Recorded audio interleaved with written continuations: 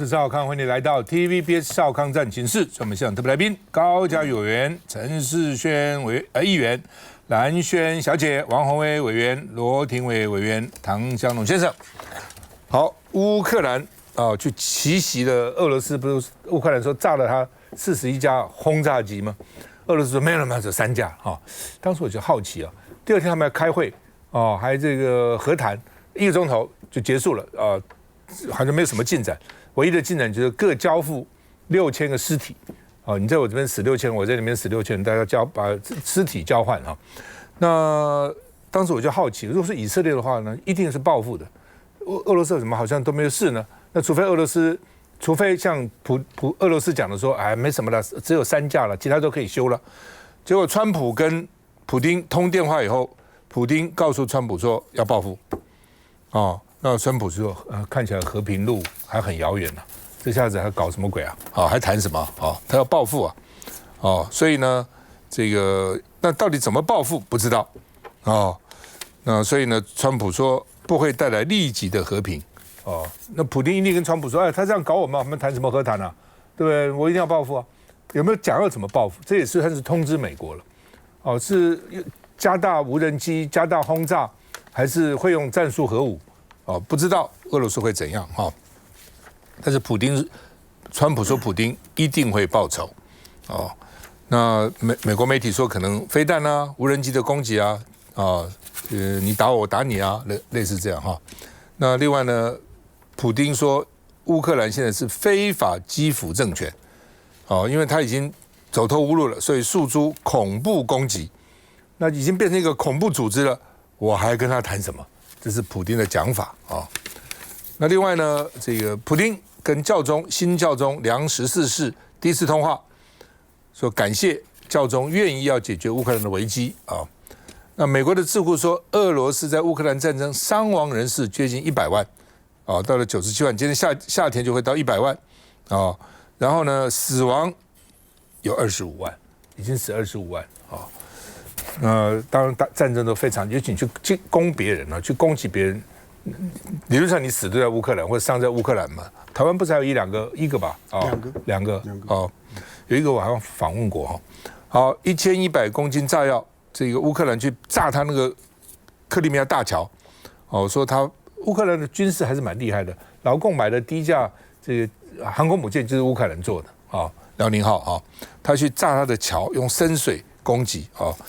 那所以呢，会不会造成俄罗斯后勤告急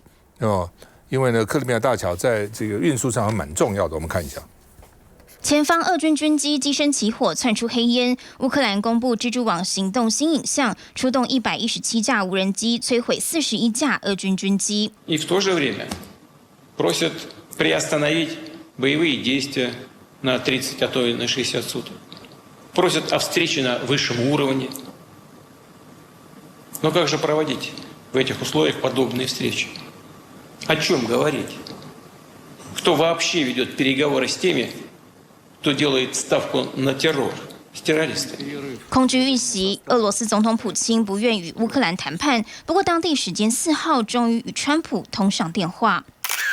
美国总统川普在社群平台 po 文证实，与普京通话1小时15分。川普认为这是一次很好的谈话，但同时也表示不可能立即带来和平。乌克兰突袭为和谈带来新变数。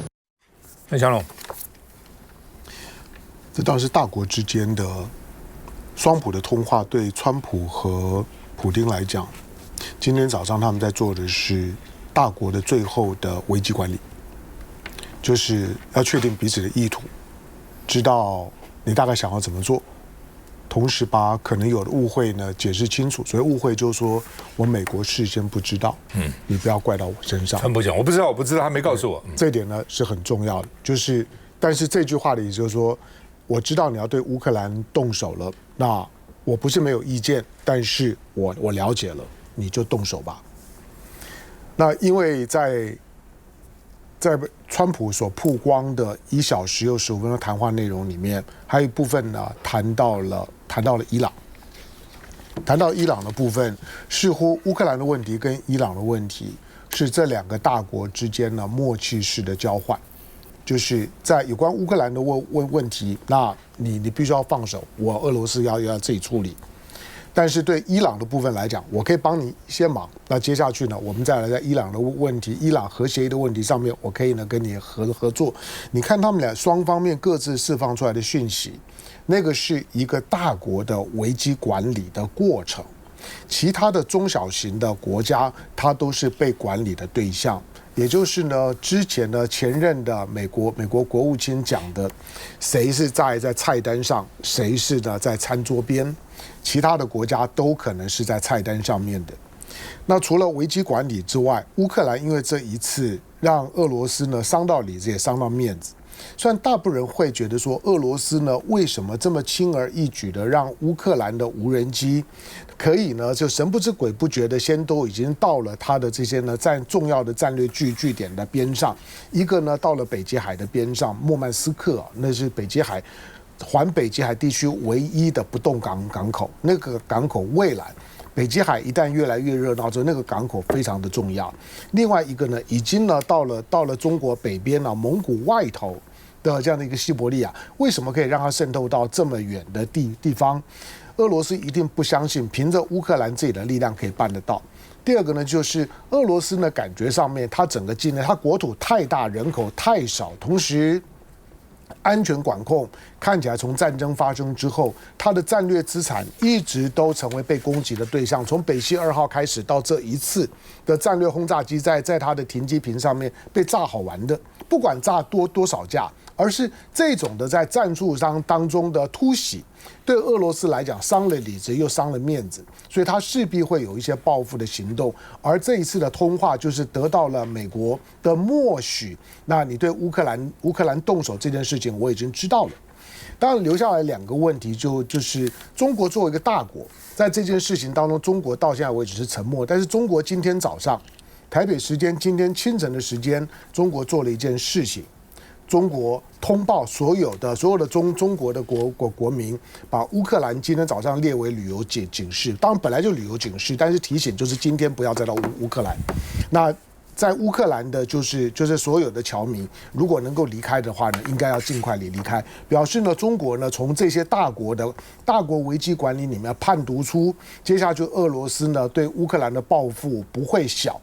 那这一次的报复呢，要抓在什么时间点上面？接下去呢，对欧洲的平静呢就很有关系了，因为现在已经是6月初了，6月下旬对欧洲来讲有两件大事，一个就是要跟呢美国要开北约峰会，确定了欧洲在川普2.0的安全问题怎么处理。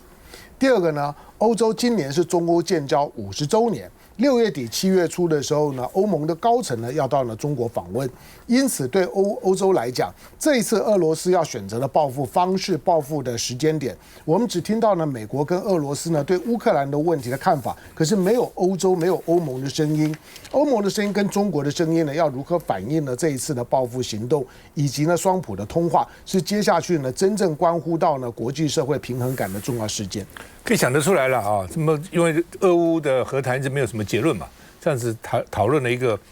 互相把尸体送回去啊。那川普打电话给普丁啊，说怎么样啊？这是还谈不谈啊？普丁说谈什么？他把我炸了，对不对？我还没报复呢。哦，然后不谈俄罗斯，伊朗怎样？大概看那个电话，再加上翻译嘛，所以搞了75分钟。我刚算了一下哈。因为香总说俄罗斯领土很大，俄罗斯领土是多少？1709万平方公里，中国2倍，是台湾的474倍，474倍。它的人口1亿4600万，是台湾的6.35倍，所以人口是我们的6.35倍，土地是我们的474倍。所以那个非常辽阔，所以你从这边看得出来，俄罗斯的少子化也很严重，它的人口其实密度非常的低，非常非常的低哈，好吧，这个在这种情况之下呢，这个他当然就是我们也看到，比如他完全着重在攻击乌克兰，所以乌克兰随便出动一个什么突击部队就占领了俄罗斯的国土了，因为它是那么大面积，它实际上也很难面面俱到了哈，所以这是人家用卡车载的什么木屋装了无人机。到它4000公里里面，他都不知道哈。那现在当然加强边境的检查了。那个卡车司机是俄国人，俄国人自己也不知道我载的什么东西，哦，只有载一批货就到了机场旁边躲起来，然后一声令下，4个机场同时起飞，同时这个无人机攻击哈，无人机上面有炸药，那打到飞机，如果飞机有油箱的话就会爆炸哈。来，蓝轩。我觉得现在大家担心的当然就是说，他有没有算是踩到俄罗斯所谓的红线了啊？因为在过去这段时间3年多以来，这个俄乌战争当中，大家最担心的，或者说呢，不断的俄罗斯普京希望让西方觉得很恐惧的，就是他什么时候会启动那个核武的按钮。那他的说法在过去这些年里面不断的重申，如果说俄罗斯遭到常规性的飞弹攻击的时候，那么将是启动核武的那个动作开始了。那因为过去一直在这个俄乌的这个相互的攻击当中，乌克兰几乎都跨不了这个边界这个城池一步，然后的话呢，美国啦，这个欧洲啦，也不让他把这个飞弹打到这个俄罗斯境内，所以基本上没有一个发动核武的可能性。但现在的话呢，这一次比较不一样了，这一次是不管是你用什么史诗级的木马屠城记啦，什么俄罗斯式的这个珍珠港偷袭事件啦，去形容它毕竟确实是深入到俄罗斯的境内，而且是成功的攻击了它这个军事基地，而且不只是军事基地，刚才这个赵先生讲有4个军事基地，现在呢连克里米亚大桥实际上攸关到，等于是它是被俄罗斯视同为军事设施，那是负责相当重要的后勤补给的一个路线，所以呢连这样的一个后勤的那么一个补给路线，而且视同为这个军事设施都被攻击了，而且是用一个呢他们认为了是说是乌克兰蛮厉害的水下作战这个技术，包括他先前刚才这个肖林讲，他去轰炸了这个北溪这个油管，他现在又去炸你这个克里米亚这个大桥，所以某个程度来说的话，算是一个相当成功的，就乌克兰相当成功的一次的军事攻击，所以算不算触犯了这个俄罗斯所谓的红线？我是觉得应该不算了但是呢，这1、2天是有人在讨论，而且呢就比较担心。总而言之，就这次担心的就是说，俄罗斯的报复可能会比起过去这段时间以来相互的攻击，尤其是俄罗斯攻击乌克兰的力道来得更加的这个猛烈。那想这个部分的话呢，简单说，它第一个可能会造成更大的伤害伤亡，第二个的话呢，代表的就是俄乌战争没完没了，不太可能结束了。其实就在乌克兰攻击俄罗斯之前，其实俄罗斯不也是在攻击乌克兰吗？真的基辅基辅3年多来的最严重的空袭就在1、2个礼拜前发生，所以我觉得当这个俄罗斯去批评乌克兰用奇袭式的方式攻击了俄罗斯的时候，你俄罗斯一样的不断的去杀害这个乌克兰的这些人民，我觉得也都一样了所以坦白讲，现在不管是川普这边需要针对这次的行动表达了跟美国无关，或者是说呢教宗终于这看起来呢像是打电话给了普希，好像要介入，但是呢其实你就很客观的角度去看。一个天主教的教宗要去介入一个东正教的2个国家之间的冲突，我觉得几率其实上并不是太高。所以就眼前来看的话，我觉得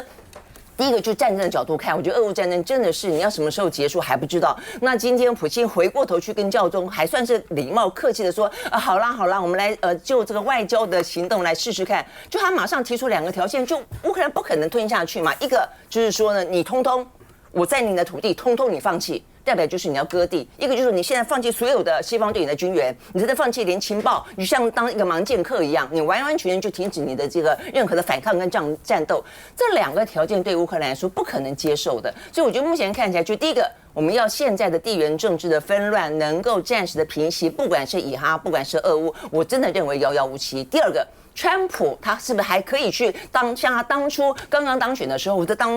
竞选期间讲到他只要在这个天下太平，一切的事情都在他的掌握当中，不可能。我觉得他现在能够拿出一个不错的下台阶，摸摸鼻子，还算是有个漂亮的声音，能够下得了台，就已经阿弥陀佛了。但眼前看起来也很难。但下台现在有了。他随着他打他嘛，下去就可以了。他说干嘛就这个去攻击人家呢？本来就要谈好啦，我都跟他们讲好啦，结果乌克兰突然去攻击人家，所以现在谈不成了那看起来没完没了了啦因为这样搞下去这个俄罗斯一定报复嘛，报复了基辅一定也不甘愿嘛。这么搞下去以后呢，搞到什么时候？刚刚香龙有说川普说我美国没有介入那到底是谁支援他的卫星？因为他这个无人机那么远这个泽连斯基说，我每一个飞机110几架每一个都有一个驾驶员，是遥控的驾驶员。那他一定要从卫星上那么4000公里以外，他怎么能够遥控得了？到底怎么遥控？那美国说我没有支援，我不知道那是谁？哪个国家？德国吗？还是其他的国家？我想这点这个大家很好奇了那另外呢，金小胖讲话了，金正恩说，我们跟俄罗斯签约了，如果俄罗斯你们胆敢去攻击他，我派兵去。北韩派兵，北韩第一次派兵的时候死伤很惨重，因为他们搞不清楚现在的战争怎么打。可是慢慢的活下来的看起来蛮有经验的哦，所以呢，北韩也趁这个机会训练他的部队哈。所以呢，现在北韩到底会缴获进去，又是大家观察的重点。我们休息一下再回来。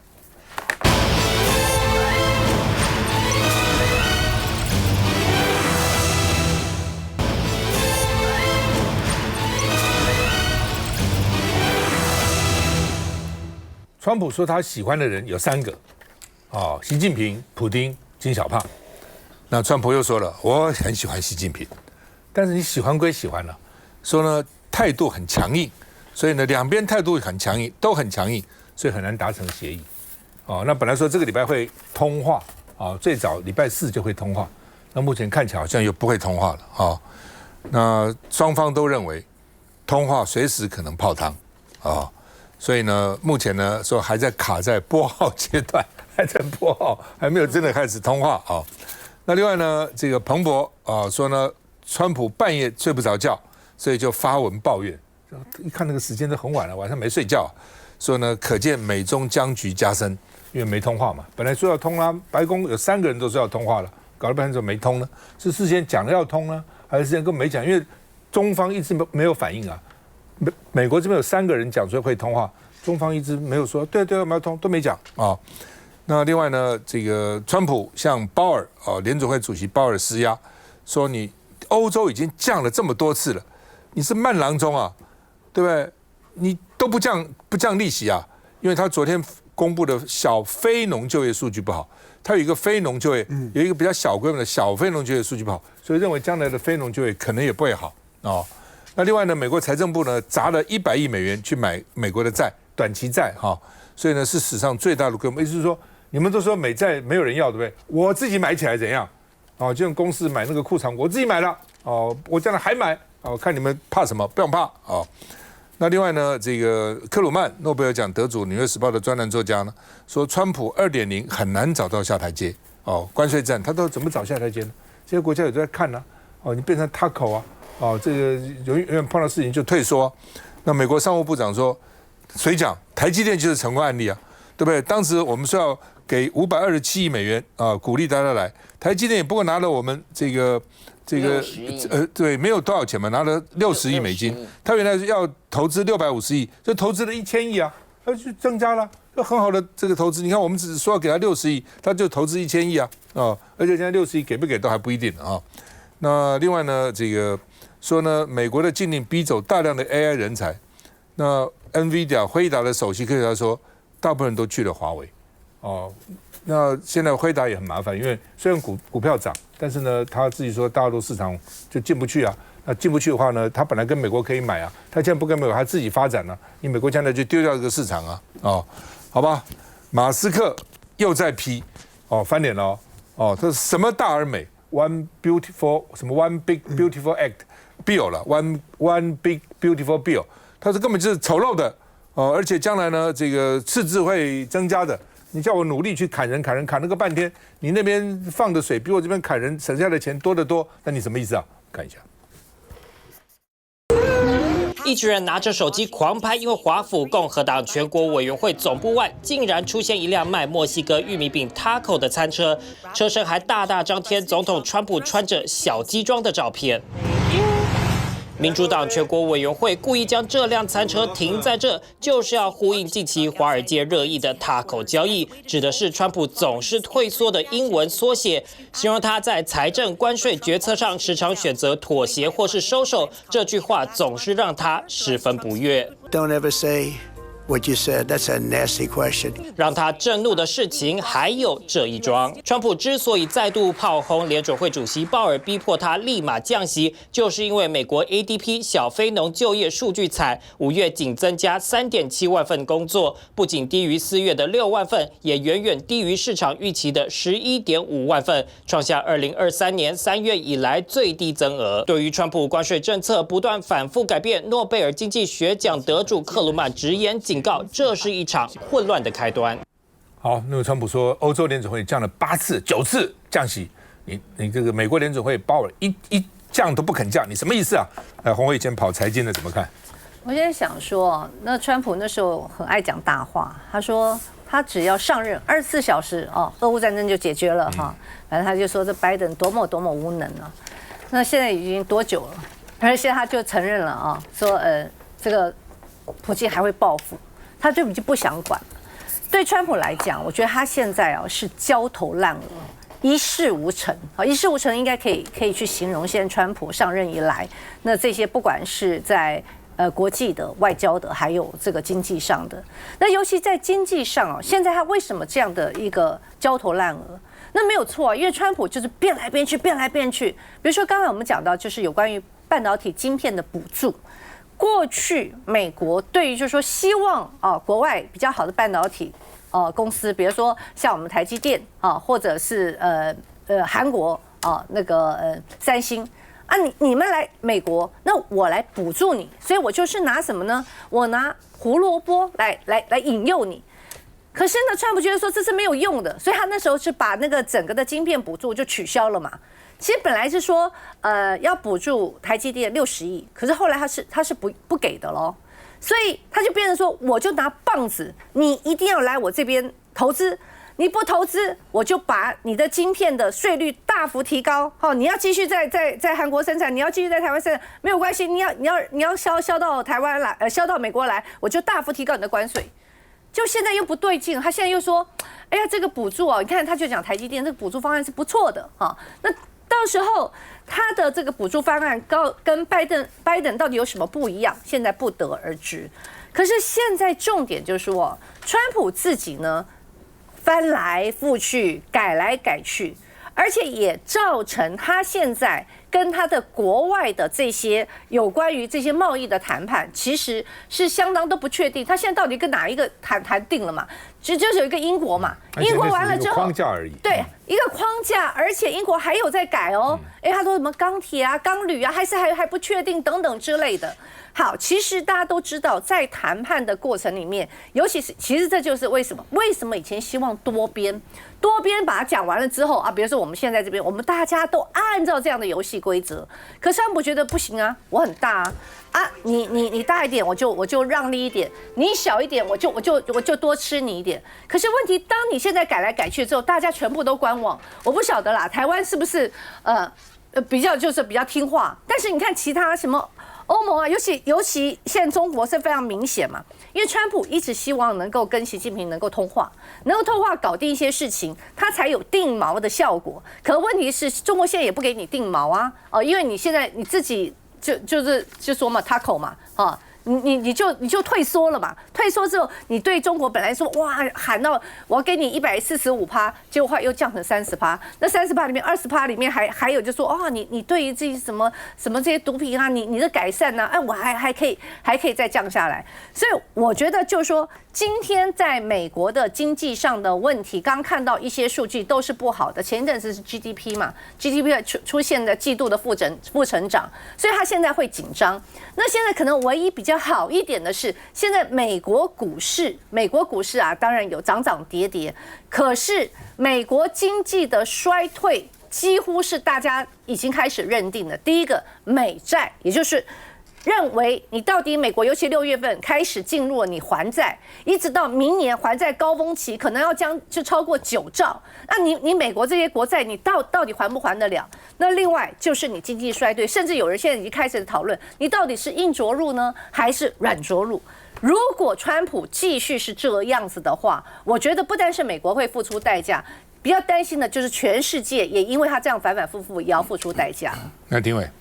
我们现在看到就是川普这些政策我认为他就是想要拼一个美国的世界地位，然后自己呢也有想要历史定位。为什么这样讲？我们大家可以看到晶片的这个补助重谈从650亿到1650亿，我认为它就是补助要去换最重要的产能控制权，甚至是主导整个战略的部署。未来整个他要的不只是整个产能以外，他还要产线的主导权。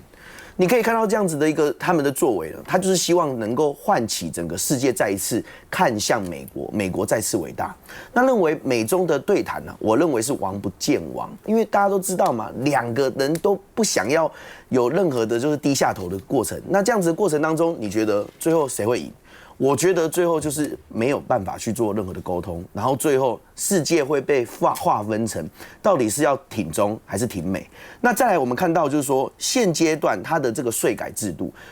它要去做一个变革，连自己许多的一些支持者都纷纷的导向不支持。但是为什么他还是坚持要做？我认为他就是希望历史定位要把它促成，把它整个科技、经济还有安全的架构重新重整，以它为一个主要的开发，即使代价这么样的高风险，他还是即使要做。所以回过头来，我们看到底台湾现在的定位要怎么办？伴君如伴虎啊！我们这3项的发展都看到川普就是强势主导啊。那我们有时候可能是受惠者，为什么？因为晶片、AI、产业链、供应链，但是我们也有可能是压力的这个主要的承受者，因为我们跟美国坦白讲，的确我们需要亲美，但是我们不能依赖美国，这是一直以来都在讲的。可以亲美，不要依赖美。为什么？因为总有一天，万一被川普这样子的主导强势，要求表态，要求甚至牺牲自我的空间，再一次可能会有关税的问题，再一次又有可能台积电出走的问题，在国内不断的已经在纷纷扰扰，国际间又有所谓的川普在主导的大乱。我们台湾到底定位上要怎么样去走出自己的路，在如伴君的过程当中，怎么留有自己的后路？在陪伴的过程当中，竞争中又还保有空间，我觉得这台湾的角度跟这个策略一定要想好。好吧，刚刚提到这个辉达的首席科学家就是黄仁勋的首席科学家，叫 Bill Daley 哈，他说原来中国在2019年有1/3的 AI 高端研究人员，1/3，他说现在呢，大概已经一半了，一半在中国，一半在美国其他国家，为什么呢？他说因为美国的管制使华为成长这么迅速。现在人员呢都在为华为写软体，所以问题就在这个地方了啊。那华为已经提供了相当可靠的解决方案。为什么黄仁勋这么紧张的原因也在这个地方？你不要人家自己在发展了嘛。本来我可以卖你东西，现在变成你不卖给他，他只好自己搞。也许比较落后一点，也许比较慢一点，那他总可以搞成嘛。这不是什么多了不起的事情啊。那另外呢，马斯克呢看起来跟川普已经翻脸了。虽然川普还帮他开一个什么鉴别什么酒会啊，说我们永远朋友啊，随时可以来啊。但马斯克已经连番炮轰。那他昨天骂了这个白宫以后呢，他股价也没涨，还跌了3%多。所以呢，他一定想，因为他道理很简单嘛。他原来帮川普的时候呢，民主党背给他，砸他的车，不买他的车，不买他的股票。他现在又骂共和党。所以共和党支持川普，也砸他的车，也反对他。原来民主党也不会回来，两边都不是啊。所以昨天辉达股票涨不少，这个 Tesla 股票继续跌啊。所以他真是衰，这一趟走来啊，当然是增加一些经验，但是对他的生意来讲，其实遭受的损失非常大的。我们休息一下再回来。